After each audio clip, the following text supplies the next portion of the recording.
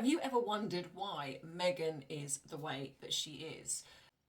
In doing these videos, I have been asked, one of the main things is, why is Meghan Markle the way that she is? Is it the responsibility of her parents? Is it her responsibility? Has it been outside factors that have created the person that she is now? Well, I'm going to explore this a little bit using my over 20 years experience in the field of mental health and as a qualified therapist. And it's my hope that maybe you might get a better understanding into someone like Meghan, whether it be just because you are interested in what is going on with Meghan and Harry and the royal family, or whether this is someone in your life, whether it is someone showing those same similar behaviours, or something that you even are questioning within yourself. So if this is the type of video for you, where on this channel I use celebrity behaviour to showcase body language, behaviour analysis, plus not just what's being said, but reading between the lines of what's not being said. And well, don't forget to like and subscribe, grab your cuppa, and let's dive right in.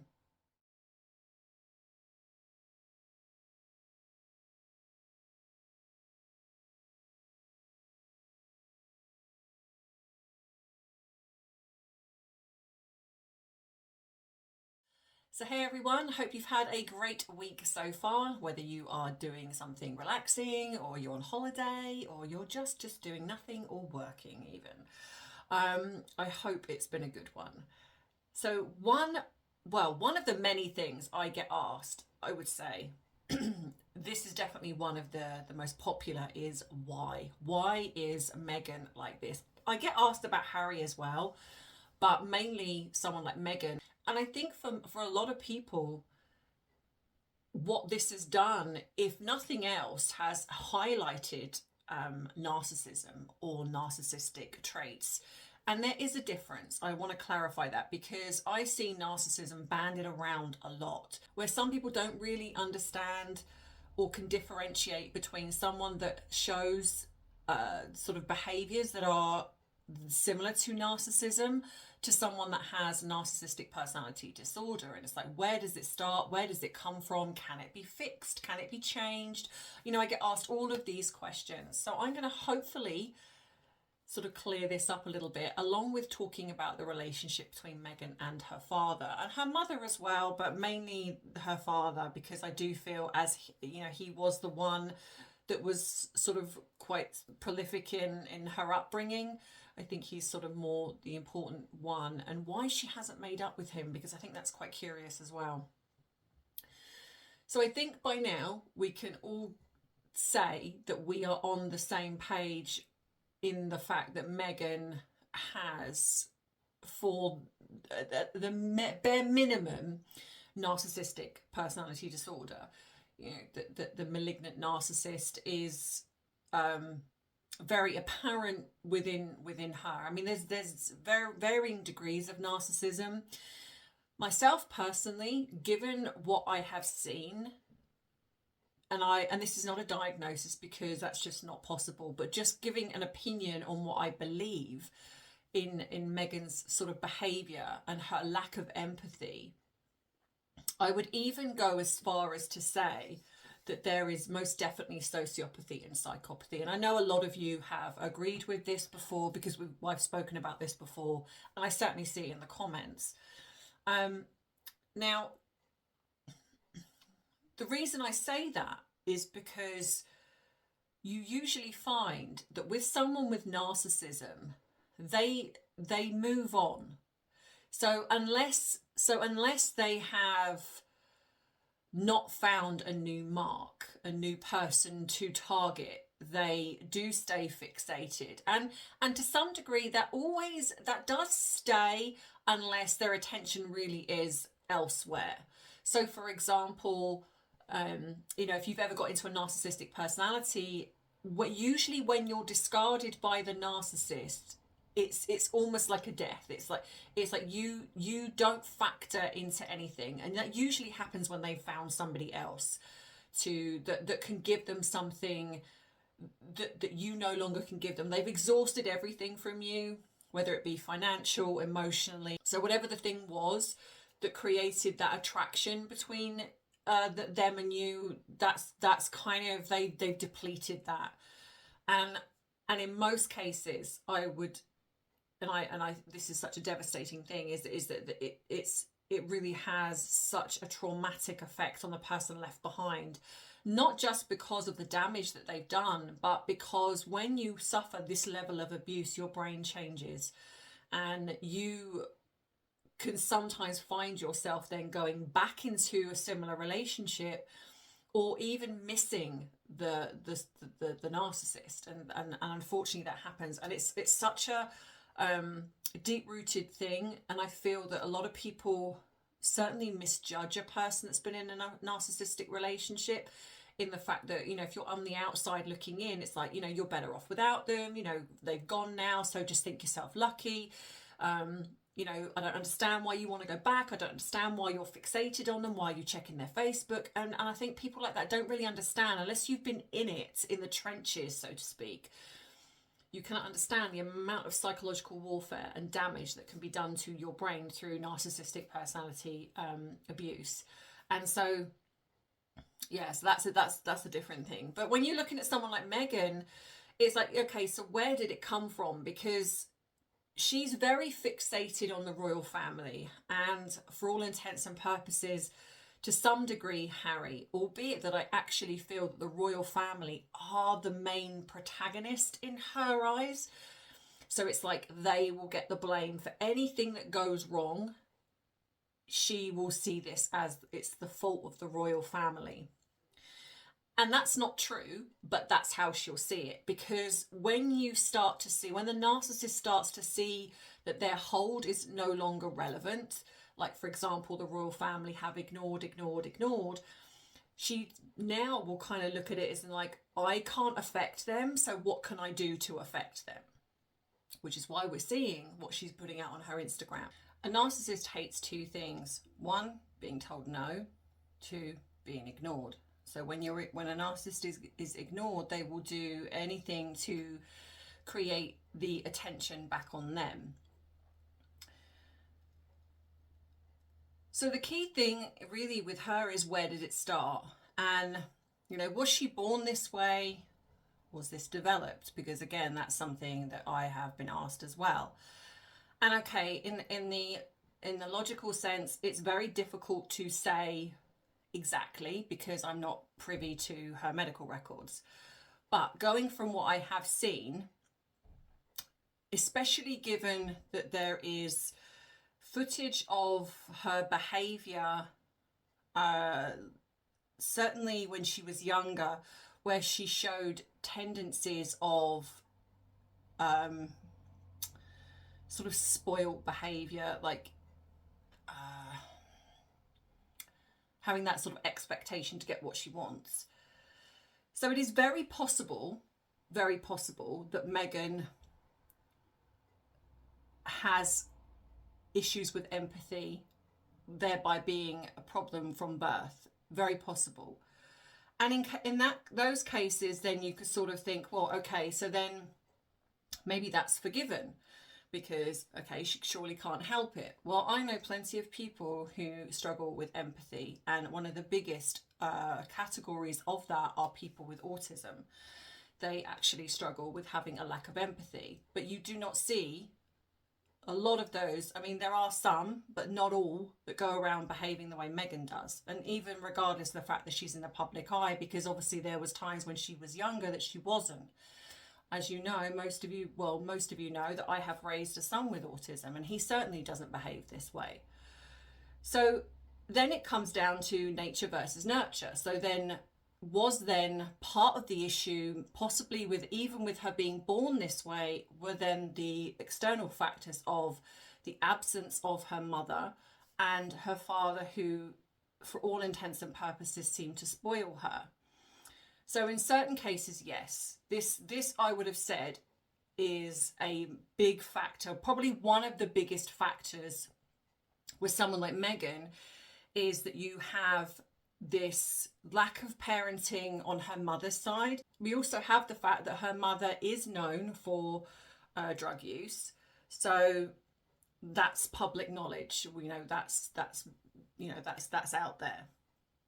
So this was something that Meghan would have seen quite early on.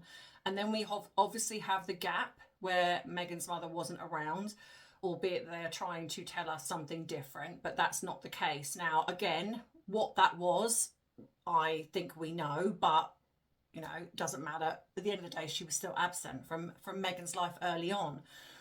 Now, in early development, between the ages of 0 to 7, and this is pretty much the standard stages of development, so it's 0 to 7, 7 to 13, and then 13 to 21.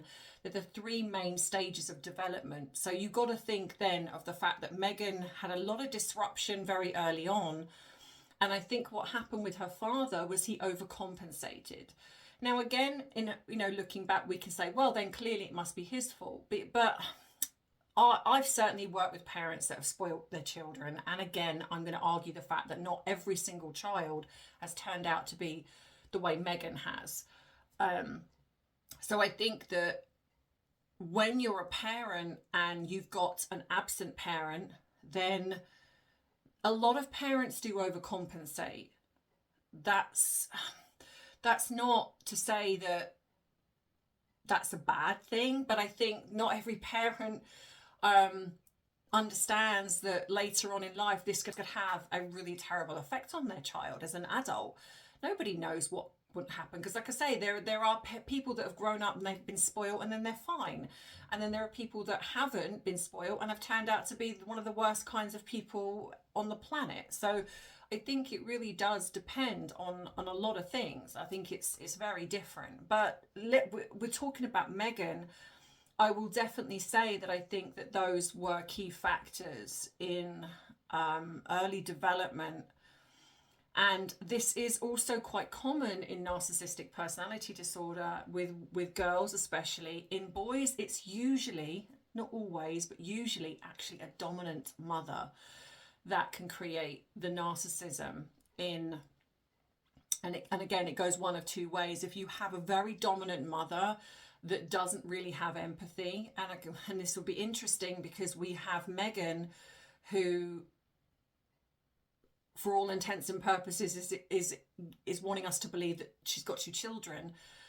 But a narcissist will not have empathy. So she's got 2 children that are growing up in this environment. So there's every chance that, say, for example, if we're looking at the fact that the children are real, which I don't believe that they are really with her, but you would then, there would be issues. It would either be that she would end up sort of where the boy would potentially be the one being devalued, which I think we're sort of seeing in a roundabout way, even though, again, I don't believe the children are with her. Then he would potentially grow up being very, very introverted and really struggling with relationships later on. That this type of devaluing doesn't always necessarily develop into narcissism. Now, it's usually if there is an only child, or if there's, say, 2 boys and one child is being held above the other, then it's more than likely that child will develop the narcissism, because they are becoming an extension of the parent that's the narcissist. So with Megan, I think what happened was when her mother come back on the scene, Megan went into wanting to please her mother.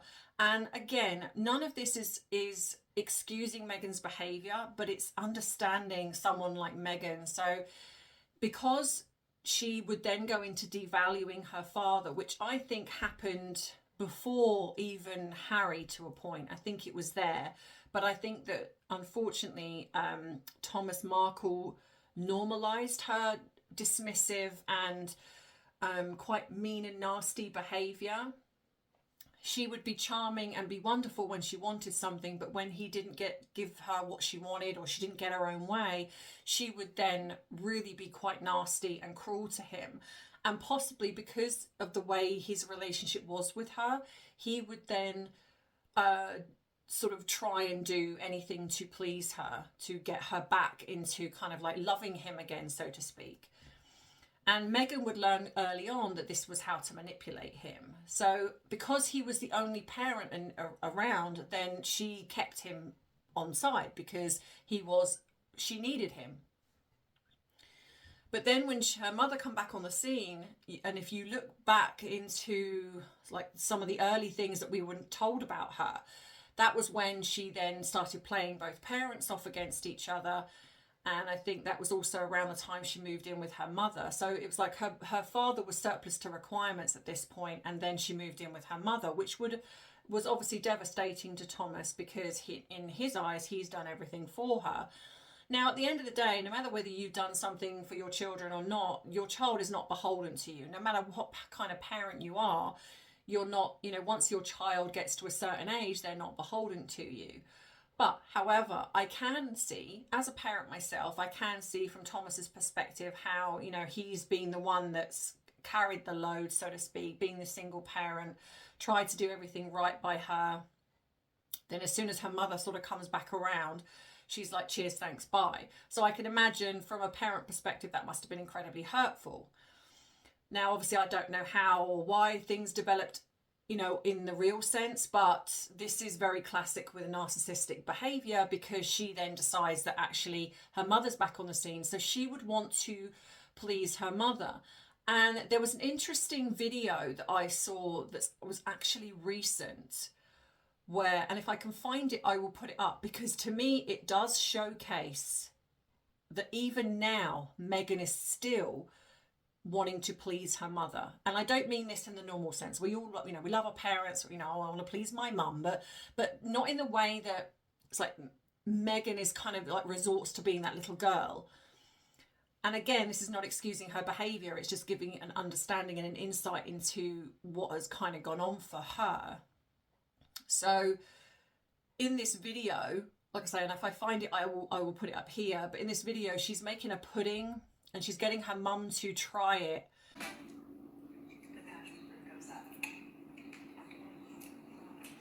It's good without you. It's really good without. Because once you get to the bottom, it tastes like a banana. Is that a look of joy? Don't get me wrong, we can all seek approval in things, but the way that she's really sort of scrutinizing her mum here, like she's really waiting to see if her mum approves of this dish that she's cooked. It's made, sorry. It's very childlike almost. Like we want mummy's approval. And I feel that her mum was quite cold in this instance, but yeah, you can see it. I was like, and muted. My mom has nothing to say. And her mum's face is just very blank, very cold even. There's just nothing. And you can see Meghan, she's just kind of like looking as if to say, are you okay with this? Do you like it? You can really see it.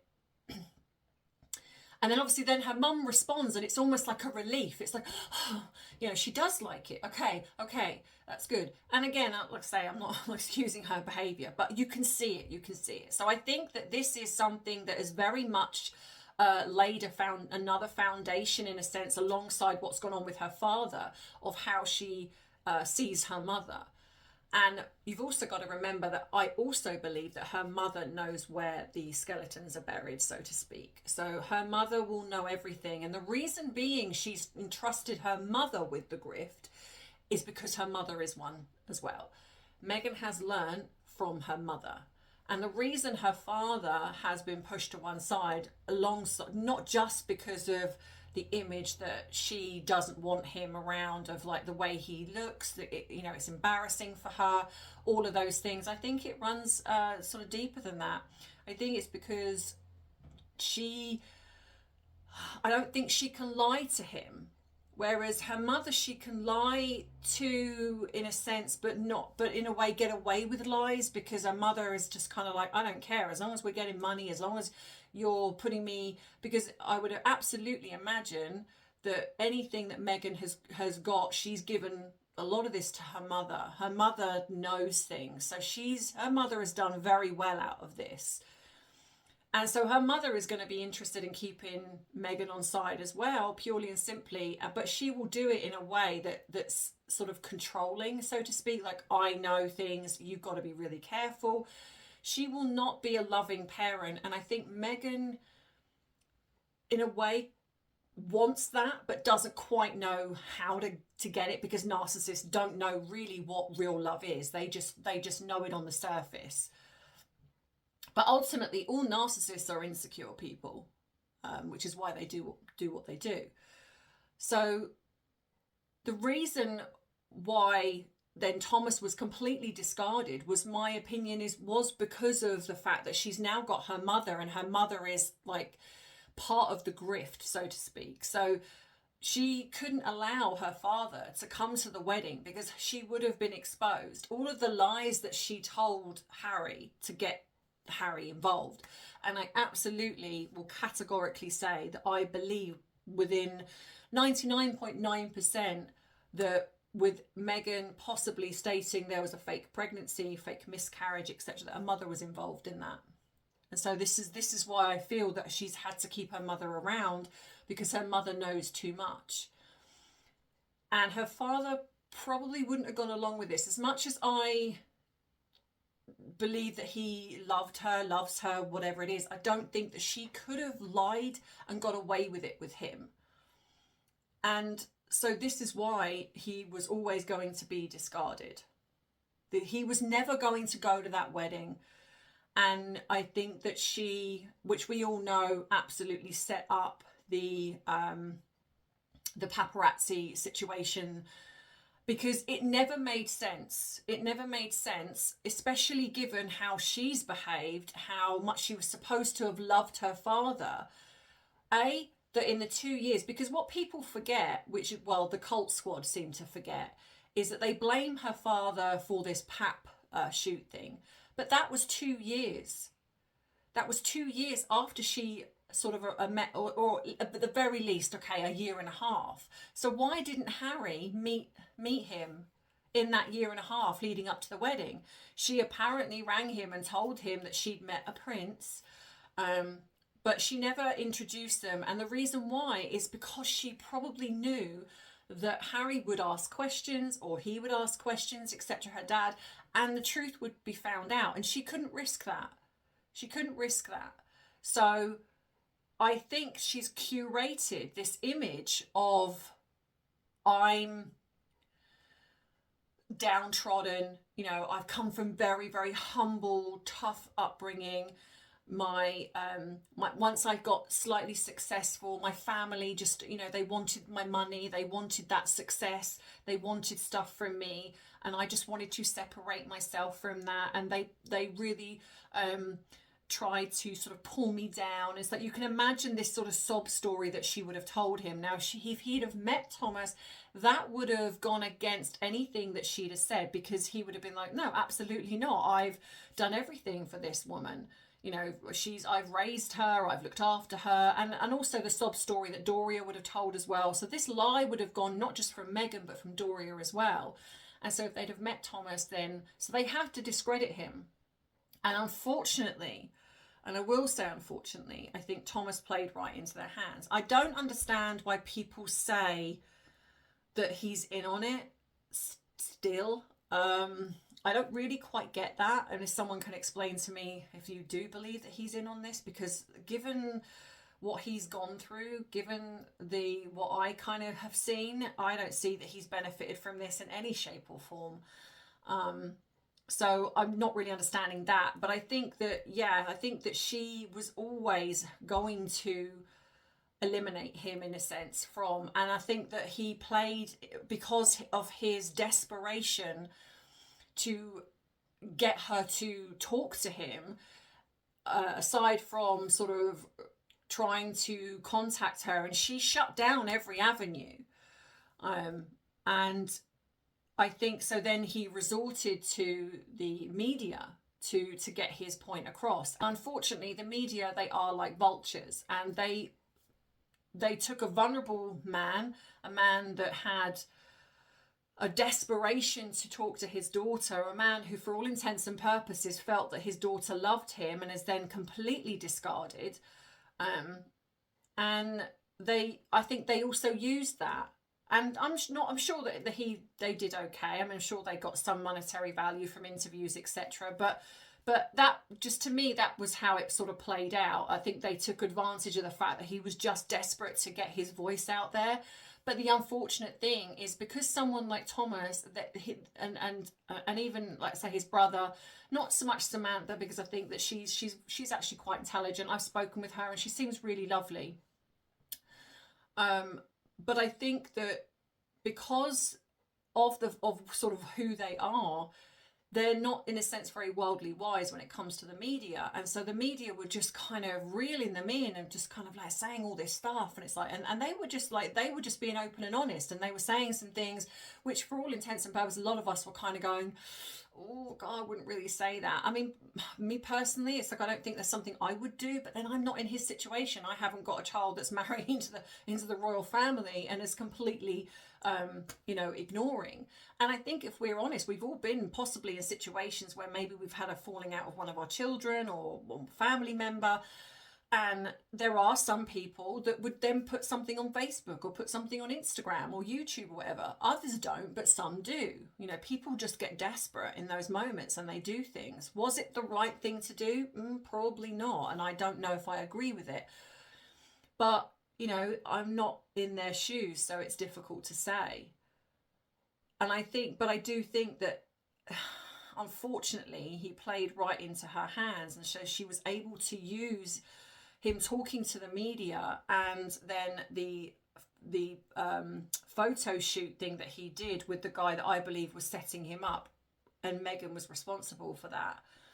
She used that as the reason for not having him at the wedding. And I think that was appalling, because this man then went and, and he had, 2 heart attacks, and she couldn't even take a private jet to go and see him. I mean, that has got to, no matter who you are, that has got to really, really hurt. And then he sort of sees Doria then in the limelight, and, and she's there at the wedding, and, it's like, oh God, that's crushing. That's crushing. And I think Doria, you can see Doria's face. She's grinning. She's like, yeah, we're in. And I think that's what all this has been about, really, for Meghan. And that's why Doria is in the in crowd, so to speak. It's interesting that we don't see Doria as much, and because I actually feel that her relationship with Meghan is not great. So I think that she turns up every now and again, but I think Doria strikes me as someone that just disappears when she feels like it. So she goes off and does things, and she doesn't particularly care.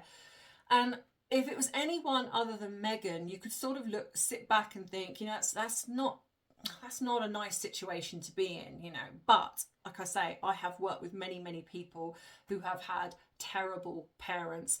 I have worked with people that have lost parents, both parents, and they have not turned out the way Harry and Meghan have had. And these are people that have not had the privileges that those two have had.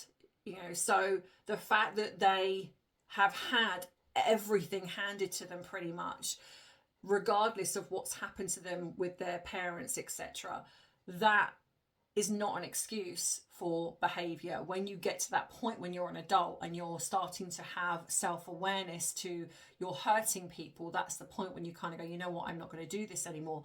And for the most part, that's what many of us would be like. But you're dealing with a narcissist who doesn't care, and they don't care. So the difference between someone like Meghan to someone that has narcissistic traits, and in all fairness, I really don't feel that they should be called narcissistic traits. I feel like they should change the name, because it does get confusing, and people do then think that if there's a lack of empathy, am I a narcissist? There's so much more to it. It's not just one thing. It's a collection of 5 factors, and it's not just one thing. So if you're displaying a lack of empathy, it doesn't mean you're a narcissist. And in all honesty, if you're questioning yourself and you're questioning whether you're a narcissist, I would pretty much say that most of that means that you're not, because narcissists do not ever sit and kind of go, am I a narcissist? They generally don't. Narcissists generally don't even know they're narcissists unless they're using that to their advantage. And then it's on trend with narcissism. And then you can't be shocked when a narcissist does things. Like I've had people say things about a sort of certain YouTuber that that sort of does things, and they sort of appear shocked, and I'm like, he has literally said he's a narcissist. So why are you shocked when he's doing things that a narcissist would do? It's, you know, and I think people sometimes forget, you know, and, you know, because of how they come across. And you see this in the celebrity world. I can watch somebody and think, yeah, absolute, yeah, narcissism, narcissistic traits even. But do I think they have narcissistic personality disorder? No. And there are certain celebrities, and I'm not going to say because it comes with a bit of backlash, but there are certain celebrities which people are accusing of being a narcissist, and they're not. They're not. And I think that, do they have an ego? Yeah, they're celebrities, so most of them do. Do they do things that are egotistical? Yeah, again, they're celebrities, and again, most of them do, but that doesn't mean that they're a narcissist. You've got to look behind. Narcissists are very, very self-serving. So if they're displaying a lot of things, like, for example, if it's constantly drama, if it's constantly about them, if they are mean and cruel to people but don't particularly care how the effect of that is, if they are, it's all about them, if it's all about money, all about image, and they do nothing behind the scenes, sort of quietly. So, you know, I see that a lot of celebrities will sort of have those traits of like being quite egotistical and being sometimes seeming rude on camera. But actually behind the scenes, they're working with various charities and they're not putting that out there publicly. They're doing lots of other things. And it's only when you delve a bit that you see that and you're like, okay, that's not narcissism. You know, narcissists don't care about other people. And if they show that they care, then it's mainly because they want you to know that they do. And so then that's the definition of not caring, in a sense. It's like, you know, I care so much more about, like when Harry and Meghan put things out, look at what we've done. We've given 300,000 to this charity, etc. You know, look at what we've done over there. I mean, it's, again, that's narcissistic behaviour. Now, if they were doing it quietly, now there's a difference between raising awareness, because we see obviously with the royal family, but that's their job. That's literally their job. This isn't Harry and Meghan's job anymore. So they could help people behind the scenes, and we don't need to know about it, but they need us to see it because they want us to believe that they're wonderful people. Like the whole displays of affection consistently. You don't need to, if you're happy, you don't need to show. Who cares? No one cares. As long as your relationship is sound, you don't need to show the world that your relationship is sound. It doesn't matter. We're strangers. But if they need people to believe it, there's a reason. So then that comes down to, why hasn't she made up with her father? Well, two reasons. One, because he has nothing for her. He has nothing that he can give her that she needs. But the biggest thing is because if she does meet up with him, the first thing he's going to say is, I want to see the grandchildren. And she can't produce them. So she's going to have to lie. And he will know she's lying. And so then this lie gets bigger and bigger and bigger. And so that is my reason as to why she hasn't made up with him. It's not because she's still devastated by what he did all those years ago. No, it's not. And I wouldn't even say that she even really cared about that. This was a means to an end for her. She wanted him out of the picture. He handed her the means to do it, unfortunately. The only reason why that she hasn't, because if it served her interest, if she thought that making up with her father would create her image to be restored, she'd do it. Not because she cares about him, but because she cares about her image. And if her PR team were going, look, go and see your father. It'll be great PR. The people will love it. It will go some way to showing people that you're a nice person and you care. She'd be like, yeah, okay then. But because she has allegedly 2 children, the first thing he's going to say is, well, now can I see my grandchildren? Because how weird would it look if she made up with him and then she's like, yes, but you're not seeing the grandchildren? That's going to create her even worse. So she's doubling down and going, no, I cannot forgive my father, even though